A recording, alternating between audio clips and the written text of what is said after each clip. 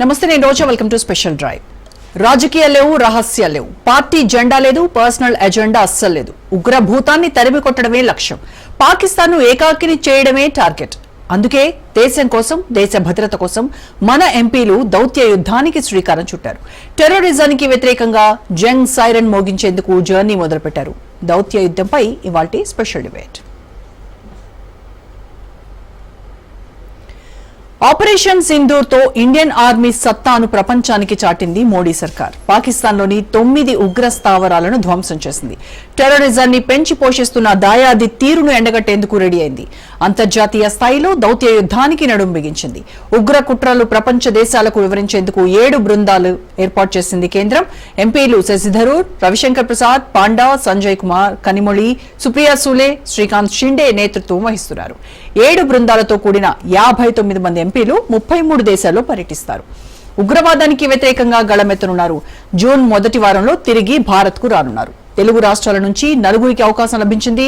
BJP MP Purandeswari, TDP ఎంపీలు శ్రీకృష్ణదేవరాయలు, హరీష్ బాలయోగితో పాటు Majlis MP Asaduddin ఓవైసీలకు అఖిలపక్ష బృందంలో సభ్యులుగా స్థానం దక్కింది.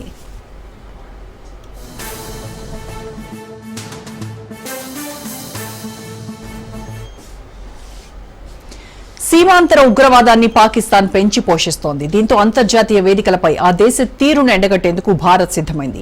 జేడీయూ ఎంపీ సంజయ్ ఝా, శివసేన ఎంపీ శ్రీకాంత్ షిండే నేతృత్వంలోని 2 బృందాలు విదేశాలకు బయలుదేరాయి. సంజయ్ టీం జపాన్ కు వెళ్లగా యూఏఈకి షిండే బృందం బయలుదేరింది. సంజయ్ బృందంలో బీజేపీ ఎంపీలు Aparajita Sarangi, Brijlal, Hemang Joshi, Pradhan Baruah, TMC MP Abhishek Banerjee, CPM కు చెందిన జాన్ బ్రిటాస్, కాంగ్రెస్ నేత సల్మాన్ ఖుర్షీద్, మాజీ దౌత్యవేత్త మోహన్ కుమార్ సభ్యులుగా ఉన్నారు. వాళ్లంతా ఇండోనేషియా, మలేషియా, దక్షిణ కొరియా, జపాన్, సింగపూర్లో పర్యటిస్తారు.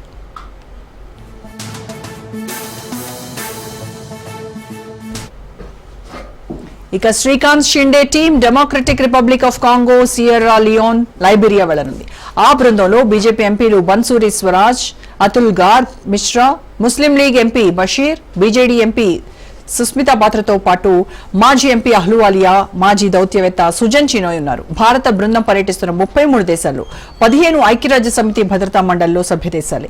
మరికొన్ని భవిష్యత్తులో భద్రతా మండలిలో చేరబోయే దేశాలు. అందుకే ఆయా దేశాలకు ప్రతినిధులను పంపింది మోడీ సర్కార్.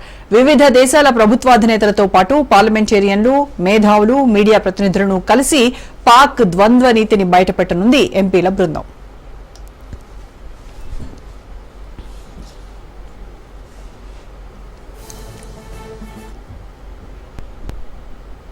ఇక పహల్గాంలో పర్యాటకులపై దాడి ఎలా జరిగింది, 26 మందిని ఉగ్రవాదులు ఎలా పొట్టన పెట్టుకున్నారు, ఆ తర్వాత పాకిస్తాన్ రెచ్చగొట్టేలా ఎలాంటి కవ్వింపు చర్యలు చేపట్టింది, ధీటుగా ఆపరేషన్ సింధూర్ ను ఎలా చేపట్టింది, ఆ తర్వాత కాల్పుల విరమణ ఎలా జరిగిందనే అన్ని విషయాలను భారత ఎంపీల బృందాలు ప్రపంచ దేశాలకు వివరించనున్నాయి.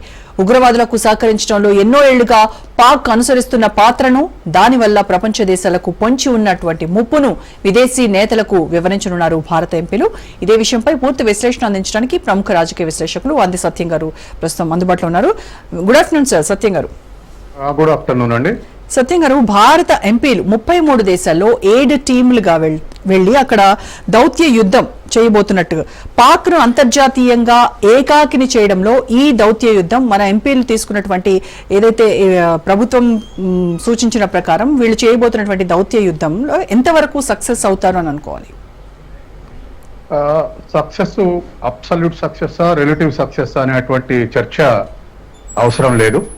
కానీ ఒక దేశాల యొక్క ఒపీనియన్ ని బిల్డ్ చేయటంలో ఇవి ఉపయోగపడతాయి. ఎందుకంటే పబ్లిక్ ఒపీనియన్ ని బిల్డ్ చేయటంలో మనం యుద్ధానికి ముందే ఒక ప్రయత్నం చేశాం. కేంద్ర ప్రభుత్వం అన్ని రాజకీయ పార్టీలతోటి సమావేశం ఏర్పాటు చేసి దాడి చేయడానికి అవకాశం ఉందని చెప్పేసి ఇవన్నీ అన్ని రాజకీయ పార్టీలు కూడా పాకిస్తాన్కు బుద్ధి చెప్పాల్సిందే అని చెప్పేసి పొలిటికల్ ఒపీనియన్ ఏకాభిప్రాయాన్ని సాధించింది. ఆ తర్వాత దాడి జరిగిన తర్వాత కూడా పెద్ద భేదాభిప్రాయాలు లేవు.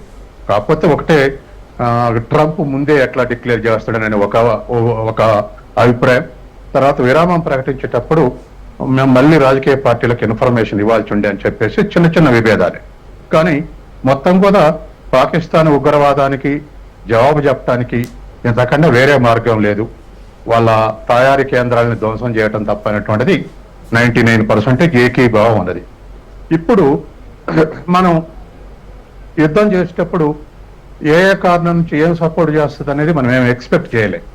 ఏదో కొన్ని ఎక్స్పెక్టేషన్స్ ఉన్నప్పటికీ, కానీ ఆశ్చర్యకరంగా టర్కీ డ్రోన్స్ పంపింది, తర్వాత అజర్బైజాన్ అండగా నిలబడింది, తర్వాత చైనా న్యూట్రల్గా ఉంది, అమెరికా అయితే దరిదాపు ప్రో పాకిస్తాన్లకనే దరిదాపు ఇంకా ఎక్కువ అసాల్ట్ జరిగితే పాకిస్తాన్ నష్టపోకుండా చర్చల పేరిట యుద్ధం ఆపగలిగింది.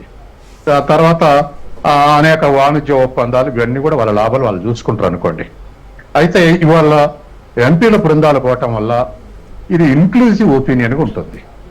గతంలో ఇటువంటివి జరిగితే విదేశాంగ శాఖకు సంబంధించినటువంటి మంత్రో, సహాయ మంత్రో లేదా కార్యదర్శులో ఇటువంటి వాళ్ళు పోయి ఇంపార్టెంట్ నేషన్స్ కు బ్రీఫింగ్ ఇచ్చేవాళ్ళు.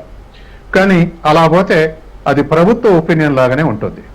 ఇప్పుడు అన్ని పార్టీల ఎంపీలను ఇన్క్లూడ్ చేసి పంపించడం వల్ల ఒక ఇన్క్లూజివ్ ఒపీనియన్ వచ్చేస్తుంది. అంటే ఇది ఒక కేంద్ర ప్రభుత్వ అభిప్రాయం కాదు, ఇది భారతదేశ అభిప్రాయం అనేటువంటి డైమెన్షన్ కు ఆస్కారం ఉంది. కాబట్టి అన్ని పార్టీల ఎంపీలని జత చేసి వాళ్ళ 7 టీములుగా దాదాపు 33 దేశాలకు పంపిస్తున్నారు. అక్కడ బ్రీఫ్ చేస్తే దాంట్లో కేవలం ముచ్చట పెట్టడమే కాదు, మనకు యుద్ధం ప్రారంభమైన నాటికన్నా యుద్ధం ప్రారంభమైన తర్వాత అనేక ఎవిడెన్సీలు దొరికినాయి. కరెక్ట్. ఉదాహరణకు పహల్గామ్లో దాడులు చేస్తే అది కాశ్మీర్ ఉగ్రవాదులు తప్ప మాకు సంబంధం లేదన్నట్టుగా వ్యవహరించబోయింది పాకిస్తాన్. కానీ అందులో దాడి చేసిన వాళ్ళలో కొంతమందికి పాకిస్తాన్ ట్రైన్డ్ ఆర్మీ నుంచి రిక్రూట్ చేసుకున్నటువంటి వాళ్ళు అనేటువంటిది మనకి ఎవిడెన్స్ దొరికింది. అట్లాగే అక్కడే డిఫెన్స్ మినిస్టర్ మేము ఉగ్రవాదులకు గత 30 ఏళ్లుగా శిక్షణ ఇస్తున్నటువంటి స్టేట్మెంట్ ఉంది. అట్లాగే అక్కడే ఉగ్రవాదులు ఓపెన్ గా ఊరేగింపులు చేస్తున్నటువంటి ఎవిడెన్స్లు ఉన్నాయి. అట్లాగే ఉగ్రవాదులు చనిపోతే వాళ్ళకు సల్యూట్ చేస్తూ దహన సంస్కారాలు చేసినటువంటి ఆర్మీ ఎవిడెన్స్లు ఉన్నాయి. తర్వాత ఇట్లా ఇంకా ఇతర టెక్నికల్ ఎవిడెన్సెస్ వీటన్నిటిని కూడా పాకిస్తాన్ ని ఒంటరి చేయడానికి ఆయా దేశాలకి ఎవిడెన్స్లు కూడా సబ్మిట్ చేసే అవకాశం ఉంది.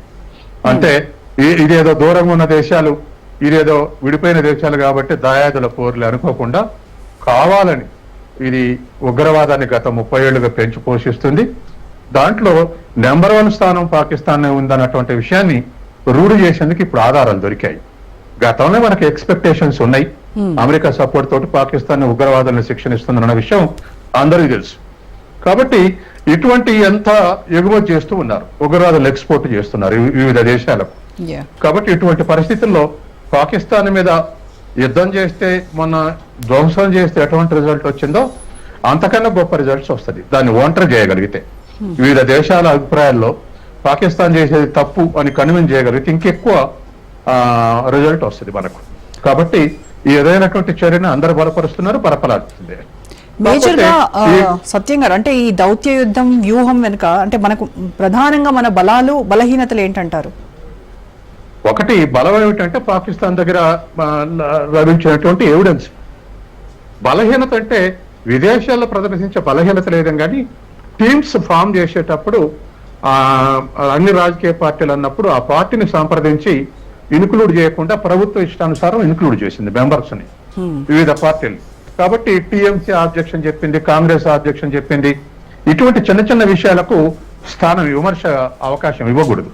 ఎందుకంటే కాంగ్రెస్ నుంచి 4 ఇవ్వండి అని కాంగ్రెస్ పార్టీని అడిగితే వాళ్ళే 4 ఇస్తారు. అట్లే తృణమూల్ కాంగ్రెస్ కూడా వాళ్ళ నామిని ఇస్తే వాళ్ళు గవర్నమెంట్ నుండి చేస్తే వాళ్ళని కాకుండా ఇంకొకరిని టీఎంసీ నామినేట్ చేసింది, బెనర్జీని నామినేట్ చేసింది, ఠాగూర్ గా మన యూసుఫ్ పఠాన్ కాకుండా. కాబట్టి అట్లాగే శశి థరూర్ని అడగకుండా నామినేట్ చేసింది. అంటే ఇక్కడ కూడా టీమ్స్ ఫామ్ చేసేటట్టుగా కూడా రాజకీయ పార్టీల్ని చీల్చే ఎత్తుగడలు అనుసరించింది బీజేపీ అనేటువంటి విమర్శ కూడా రానియొద్దు. ఎందుకంటే ప్రభుత్వానికి మంచిగా సహకరించినాయి ప్రతిపక్షాలు, ఏకోన్ముఖంగా ప్రవర్తించినాయి, అంతర్జాతీయంగా మన ప్రతిష్ట కూడా పెరిగింది. అందరూ ఒకే అభిప్రాయంతో భారతీయులు అనేది, అన్ని మతాల వాళ్ళు, అన్ని రాజకీయ పార్టీల వాళ్ళు. కాబట్టి ఈ టీమ్స్ ఫామ్ చేసేటప్పుడు కూడా అటువంటి చిన్న డిబేట్ కూడా అవకాశం ఇవ్వకుంటుంటే ఇంకా మంచిది. అంటే ఇలాంటి కీలక టైంలో, ఇంత క్లిష్ట సమయంలో మరి ఎందుకు బీజేపీ ఈ రకమైనటువంటి విధానాన్ని అవలంబించిందంటారు? ఏ పార్టీకి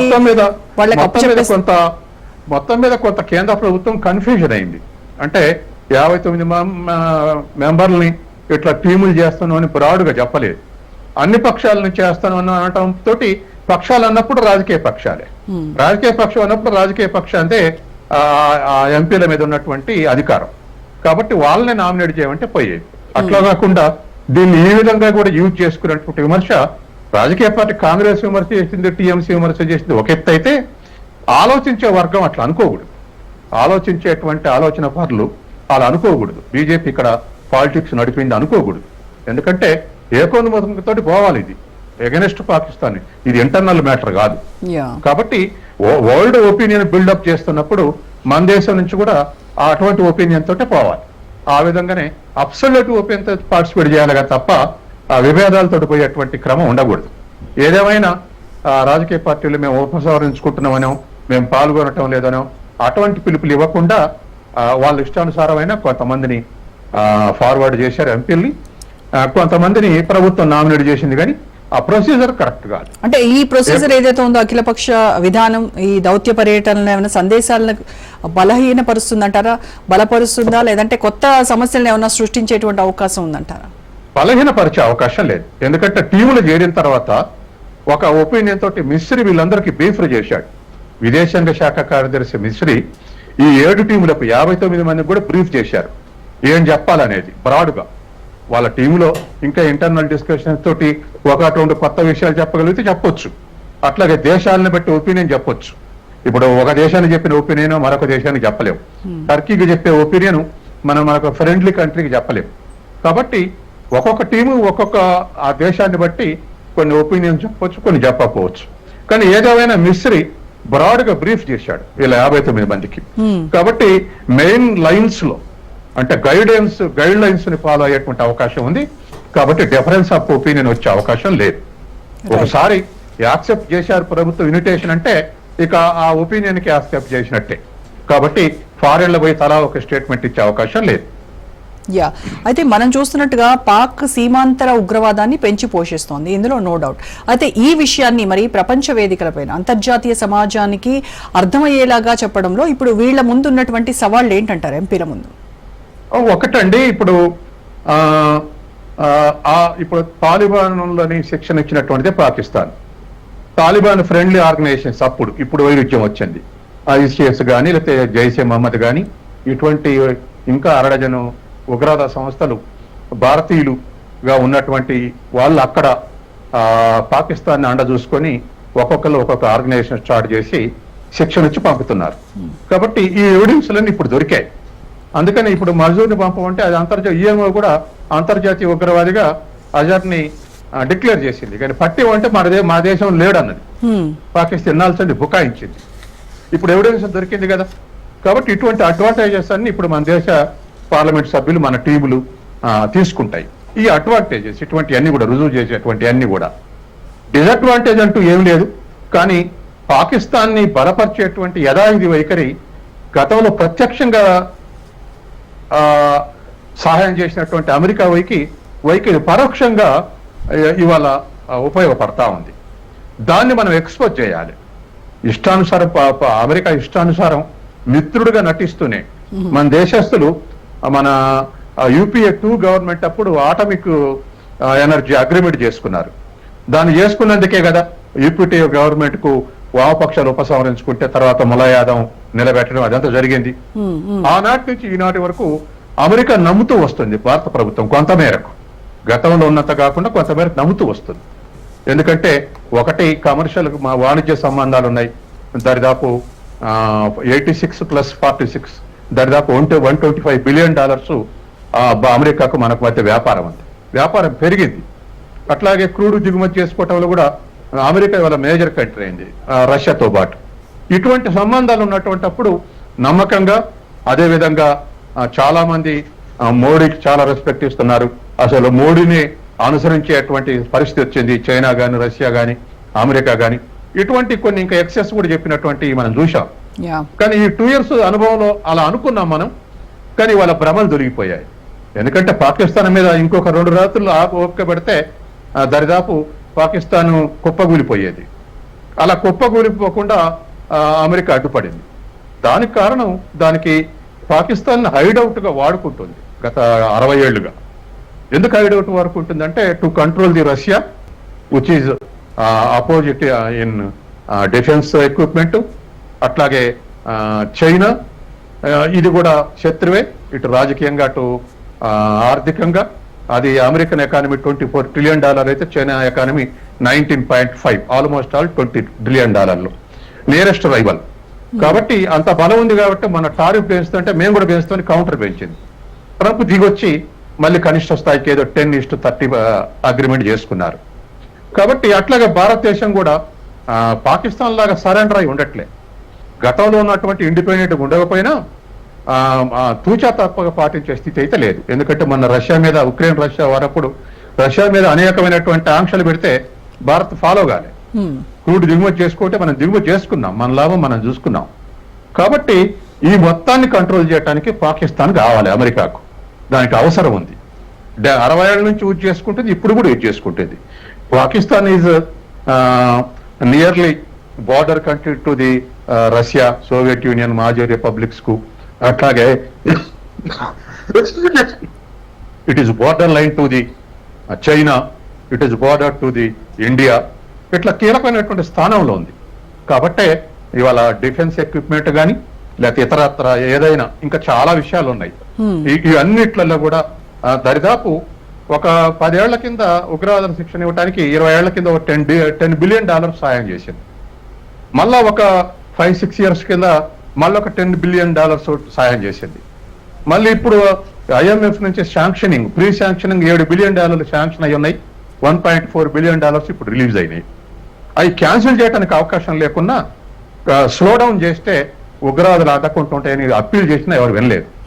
కాబట్టి అమెరికా చేసే సపోర్ట్ చేస్తూనే ఉంటుంది, మిత్రుడు అంటుంది. ఏదేమైనా మనం ప్రతి వాళ్ళని శత్రువు చేసుకోలేం కాబట్టి. అయితే మిత్రుడి రూపంలో ఉన్నటువంటి శత్రువు అనేవాడు చాలా డేంజర్. శత్రువుని శత్రువుగా గుర్తించడం ఈజీ, మన వ్యూహాలు వేరేలా ఉంటాయి. కానీ మిత్రత్వం పేరుతో చేసేటువంటి శత్రుత్వాన్ని కొంచెం మనం ఇంకా కాషియస్ గా ఉండాల్సినటువంటి టైం. అయితే అమెరికా విషయంలో ఇప్పుడు మనం ఎలాంటి వ్యూహాలు అనుసరించాల్సి ఉంటుందంటారు? ఇప్పుడు మనం చైనాని శత్రువుగా చూస్తున్నాం, కానీ వాణిజ్యంలో మిత్రత్వం ఉంది. దరిదాపు $120 బిలియన్ ఇద్దరి మధ్య వాణిజ్యం ఉంది. మనం బెనిఫిట్ అవుతున్నాం ఎక్కువ. అట్లాగే ఇప్పుడు అమెరికా తోటి వాణిజ్య సంబంధాలు ఉన్నాయి.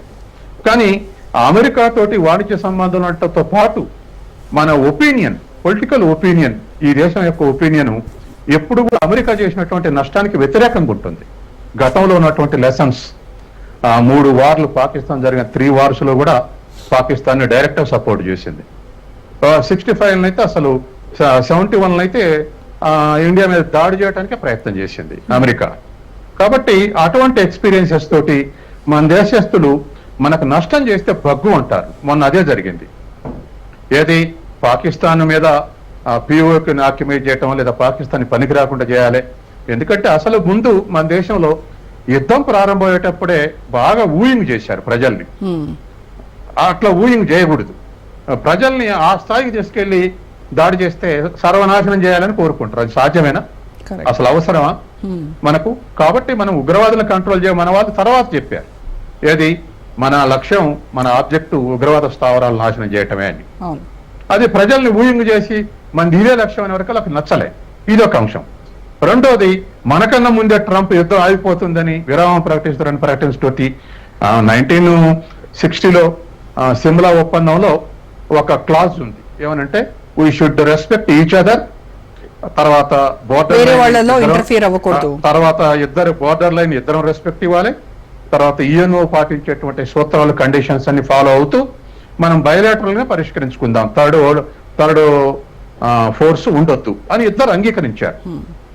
దీన్నే మళ్ళీ ఆనాడు అయినటువంటి నెహ్రూ కాలం నాటి అగ్రిమెంట్ నే మళ్ళీ మన వాజ్పేయి కాలంలో 1919లో లాహోర్ డిక్లరేషన్ లో కూడా ఇదే క్లాజ్ ను మళ్ళీ రిపీట్ చేశారు. ఇప్పుడు నేను చెప్పిందే రిపీట్ చేశారు. అంటే మనం ఇటు కట్టుబడి ఉన్నామని డిక్లేర్ చేశారు. చేసిన తర్వాత అమెరికా ఒకళ్ళతో పుచ్చుకొని నాకు రాత్రంతా నిద్ర లేకుండా చర్చలు జరిపి మానిపించానని చెప్పి స్టేట్మెంట్ ఇచ్చాడు. ఆయన స్టేట్మెంట్ ఇచ్చాడు, అది మన అగ్రిమెంట్ లో లేదు, ఇంకొక వాళ్ళు ఇన్వాల్వ్ కావటం. రెండో వైపు ఏమో విరామం ప్రకటిస్తున్న విషయం, యుద్ధం ప్రారంభిస్తున్న విషయం ప్రతిపక్షాలకు చెప్పి విరామం ప్రకటిస్తున్న విషయం ప్రతిపక్షాలకు ఎందుకు చెప్పడం అనేటువంటి క్వశ్చన్ వచ్చింది. సరే, ఏదేమైనా ఆ విమర్శ వచ్చినా పెద్ద భేదాభిప్రాయాలు ఈ దేశంలో రాకుండా అందరూ సమయానం పాటించారు. ఇదే దృష్టి రేపు అమెరికా తోటి వ్యవహరించేటప్పుడు కూడా మన సావరిటీని ఏమాత్రం 0.1 కూడా పర్సంటేజ్ కూడా ఎక్కడ దెబ్బతినకుండా బిహేవ్ చేయాల్సినటువంటి అవసరం ఉంది. ఎస్.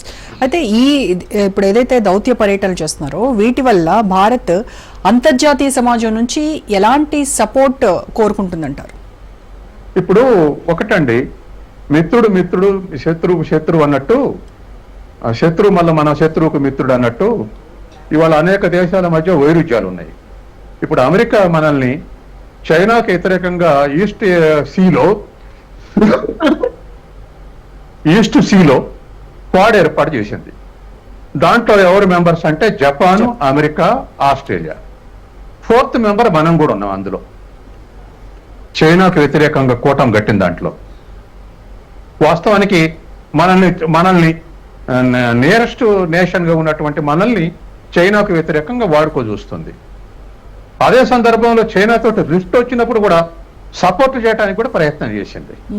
మొన్న గాల్వెన్లో మనకు చైనాకు ఘర్షణలు జరిగినప్పుడు డైరెక్ట్ సపోర్ట్ చేయడానికి ప్రయత్నం చేస్తా అని చెప్పేసి కూడా అన్నది. కాబట్టి ఇటువంటి విషయాల్లో బ్యాలెన్స్ అవసరం, రాజకీయ పొలిటికల్ ఒపీనియన్ అవసరం. అసలు మనకి ఇంకో దేశంతో వైరుధ్యం వచ్చేటప్పుడు నిజంగానే వైరుధ్యాలు అవసరమా అని ఆలోచించుకోవాల్సినటువంటి అవసరం ఉంది. తర్వాత ఇక యుఎస్ కు అది అన్నమాట కట్టుబడి ఉండనటువంటి నేషన్ అంటే యుఎస్ఏ.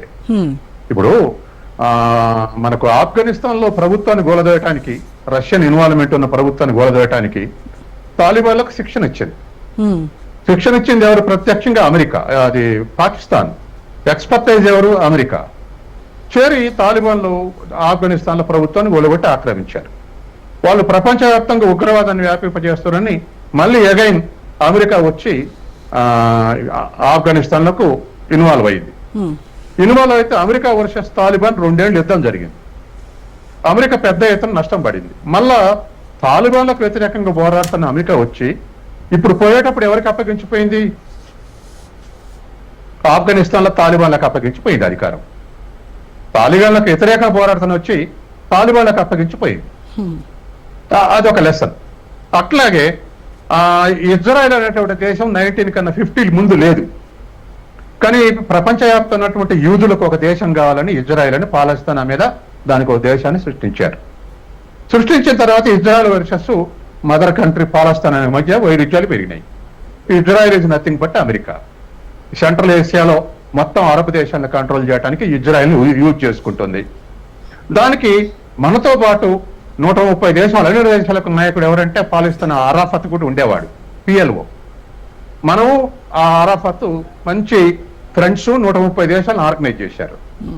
PLOని వీక్ చేయడానికి, అరాఫత్ని వీక్ చేయడానికి హమాస్ను పుట్టించారు. ఎవరు? ఇజ్రాయెల్, అమెరికా కలిసి పుట్టించారు. గాజాలో ఎన్నికలు జరిగితే PLOకి వ్యతిరేకంగా హమాస్ను గెలిపించారు. ఇప్పుడు హమాస్ ఉగ్రవాదం సంస్థ, ప్రమాదకరమైన సంస్థ అని హమాస్ మీద దాడి చేస్తూ మొత్తం పాలస్తీనాను ఆక్రమించారు ఇజ్రాయెల్.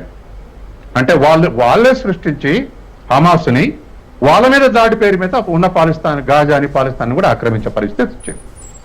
ఇక్కడ ఆఫ్ఘనిస్తాన్ లో తాలిబాన్లకు అప్పగించిపోయారు, అక్కడ హమాస్కి అప్పగించారు. వాళ్ళు ఎక్సెస్ బిహేవ్ చేస్తే ఇప్పుడు వాళ్ళ మీద దాడి చేస్తున్నారు. ఇది పరిస్థితి. కాబట్టి అమెరికా తన ఇంట్రెస్ట్ కొరకు ప్రపంచంలో ఎక్కడైనా ఏదైనా స్థావరం ఏర్పాటు చేసుకున్నటువంటి అవకాశం ఉంది. పాకిస్తాన్ ఒక మంచి హైడౌట్ దానికి, ఇటువంటి అన్ని ప్రోత్సహించడానికి. కాబట్టే మనం పాకిస్తాన్కు దూరంగా ఉంటుంది, మనల్ని చూసి ఏదో అమెరికా దూరంగా ఉంటది అని మనం ఊహలలో ఉన్నాం యుద్ధానికి ముందు. ఇప్పుడు ఆ ఊహలలో పోయినాయి. ఇప్పుడు మనము దౌత్య పర్యటన ఏదైతే మన ఎంపీలు చేస్తున్నారు అంటే పాకిస్తాన్ను అంతర్జాతీయ సమాజం పైన పాకిస్తాన్ చేసినటువంటి అకృత్యాలు, అరాచకాలు, ఉగ్రవాదం సంబంధించి టోటల్ గా ఎక్స్ప్లెయిన్ చేసి ఆ దేశాన్ని ఏకాకించేయాలనేది ఎజెండాగా. ఇప్పుడు రేపు యుఎన్ఓలో లేవనెత్తుతారు, భారతదేశం మా మీద దాడి చేసిందని యుఎన్ఓలో లేవనెత్తుతారు. ఇప్పటికే 15 మంది భద్రతా మండలి దేశాలు ఇప్పుడు మన వాళ్ళు పోతున్నారు. వాళ్ళకు బ్రీఫ్ చేస్తే వాళ్ళకు ఒక అండర్స్టాండింగ్ ఉంటుంది, యుఎన్ఓలో సపోర్ట్ దొరకకుండా ఉంటుంది. మనం బ్రీఫ్ చేయలేదనుకోండి, కొంతమంది బయలాటరల్ రిలేషన్స్ లో భాగంగా సపోర్ట్ చేస్తారు. ఇప్పుడు IMF లోన్ శాంక్షన్ అయితే దానికి పెద్దగా అడ్డం పడలేదు.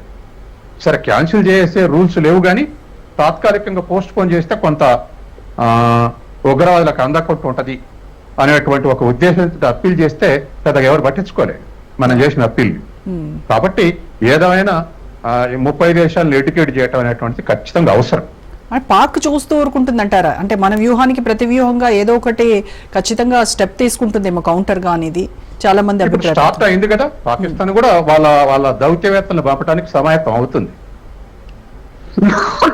ఓకే, సమాయత్తం అవుతుంది, పంపుతుంది. రేపు ఎల్లుండో వాళ్ళు కూడా బయలుదేరుతున్నారు. Right, okay, thank you so much Satyam గారు.